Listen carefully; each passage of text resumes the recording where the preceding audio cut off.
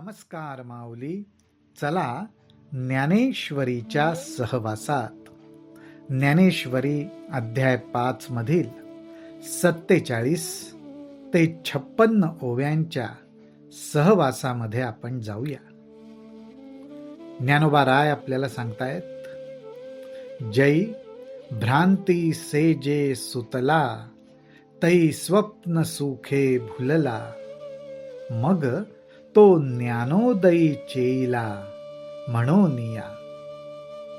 अर्थात भ्रांतीमुळे, आणि ही भ्रांती कुठली तर हे माझं कर्म, हे कर्म करणारा मी, असा जो मीपणाचा कर्तृत्वाचा अहंकार धारण केलेला आहे, हीच ती भ्रांती. आणि या भ्रांतीतून कर्म केल्याचा, कर्मापासून मिळणाऱ्या फळांचा, सुखाचा, दुःखाचा जो काही अनुभव जीव घेतोय, त्यालाच ज्ञानोबा राय म्हणतात, तो अनुभव घेणं हे स्वप्नातल्या सुखाला भुलल्याप्रमाणे आहे, स्वप्नातल्या सुखाला खरं मानल्याप्रमाणे आहे.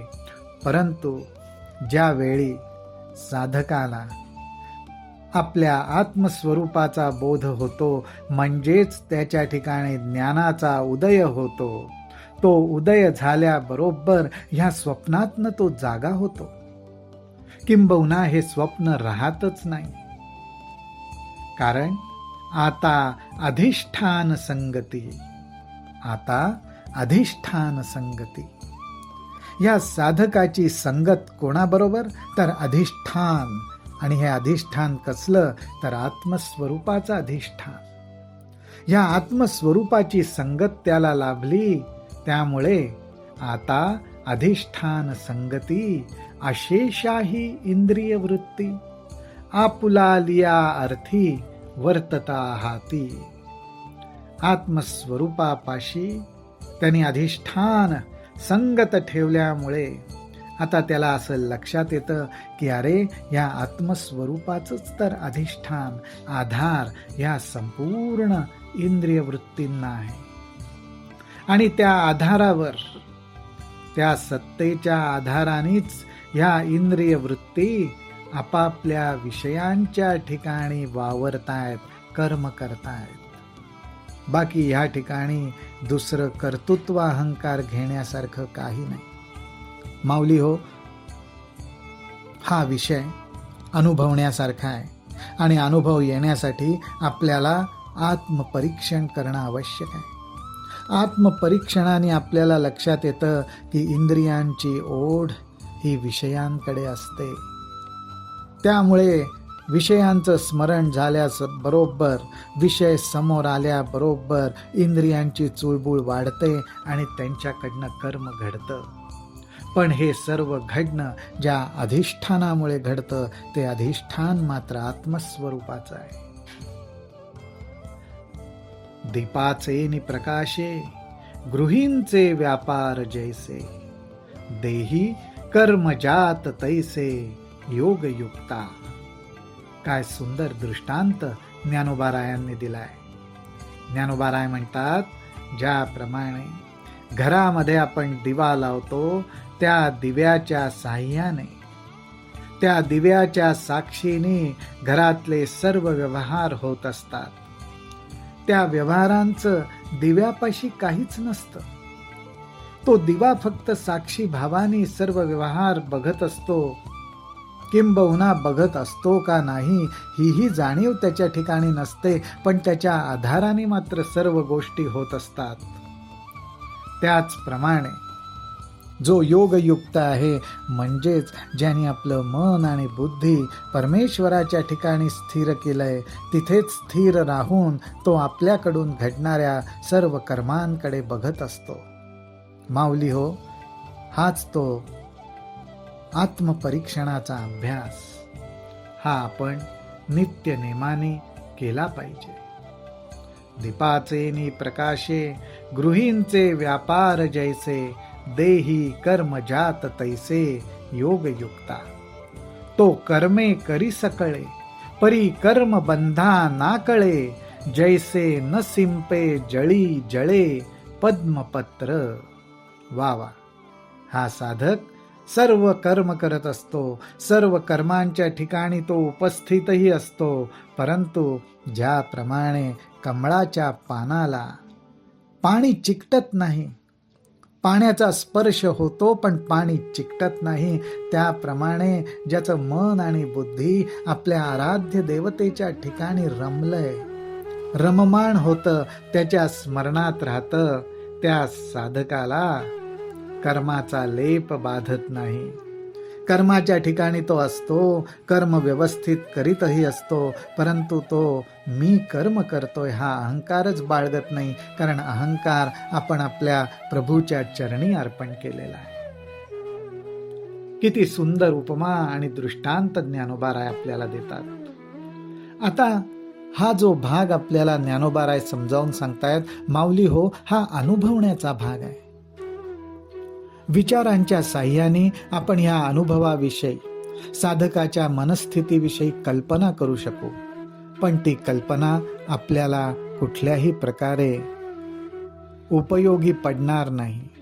पूर्णपणे त्याचा उपयोग व्हावा असं जर वाटत असेल तर त्यासाठी आपल्या स्वतःला आत्मपरीक्षण केलं पाहिजे आणि हा अभ्यास केला पाहिजे. साक्षी भावाने आपल्याला आपल्यातला मीपणा, आपण कसा कर्माच्या कर्तृत्वाचा अभिमान बाळगतो, कसा अहंकार धरतो, हे आपण अवलोकन केलं पाहिजे. आणि असं ज्या ज्या वेळी ज्या ज्या ठिकाणी आपल्याला वाटेल ते आपल्याला आपल्या आराध्य देवतेच्या चरणी अर्पण करता आलं पाहिजे आणि म्हणता आलं पाहिजे, अरे अधिष्ठान तुझं आहे, सगळा करता करविता तू आहेस. आता हे जे सगळं घडतं ते कसं घडत असतं ह्याविषयी ज्ञानोबाराय आपल्याला मार्गदर्शन करतात. ते म्हणतात, देखे बुद्धीची भाषा नेणिजे, देखे बुद्धीची भाषा नेणिजे, मनाचा अंकुर नुदैजे, ऐसा व्यापारू तो बोलिजे शारीर उगा. शारीरिक कर्म म्हणजे काय?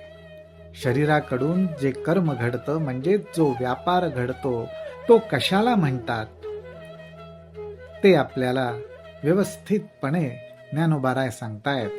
ज्ञानोबाराय म्हणतात की ज्या ठिकाणी बुद्धीच्या भाषेची आवश्यकता नसते, म्हणजेच बुद्धीच्या साह्याने कर्माचा निश्चय करण्याची आवश्यकता नसते, की हे कर्म करायचंच किंवा हे करणं आवश्यक नाही, अशा कुठल्याही प्रकारचा निश्चय करण्यासाठी बुद्धीचा आधार घ्यावा लागत नाही.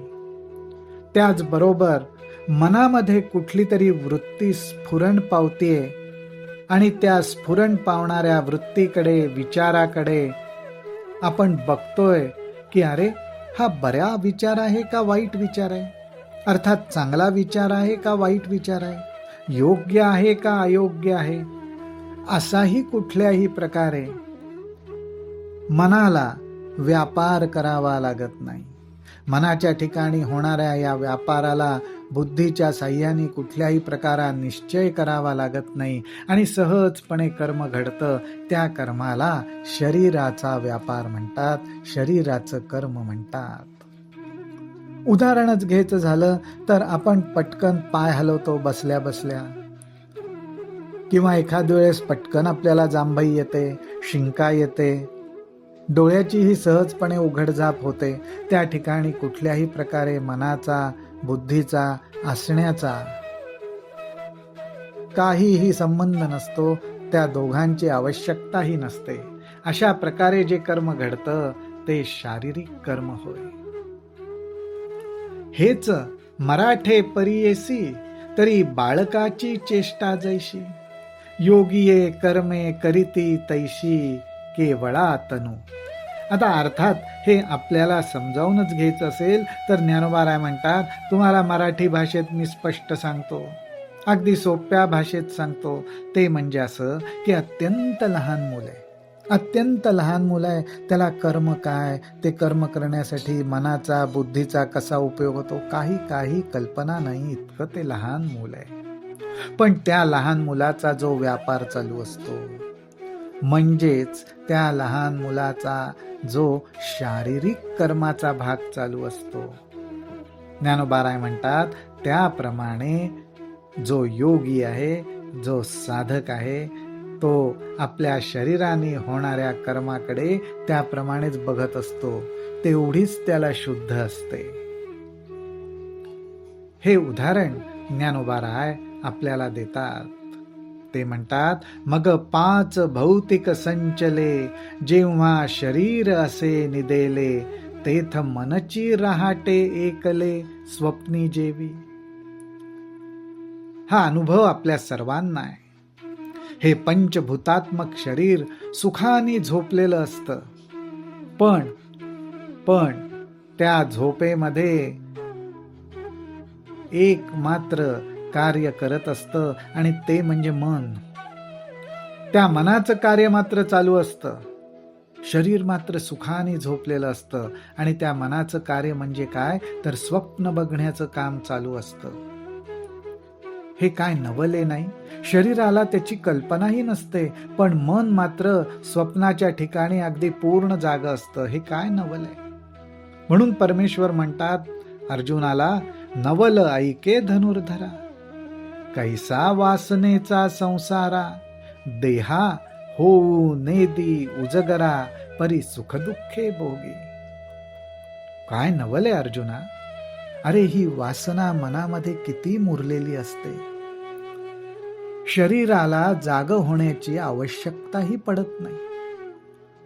शरीराला ही वासना जागीही होऊ देत नाही, पण मन त्या वासनांचा अनुभव घेतो. स्वप्नामध्ये सुख दुःख भोगतो. शरीराला जागही व्हावं लागत नाही. इंद्रियांच्या गावी नेणिजे, ऐसा व्यापारू जो निपजे. इंद्रियांच्या गावी नेणिजे, ऐसा व्यापारू जो निपजे, तो केवळ गा म्हणजे मानसाचा.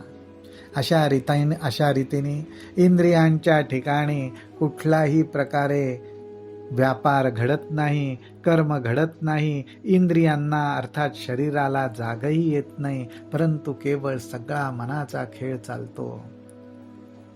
अशा गोष्टीला मनाचा व्यापार म्हटलेला आहे.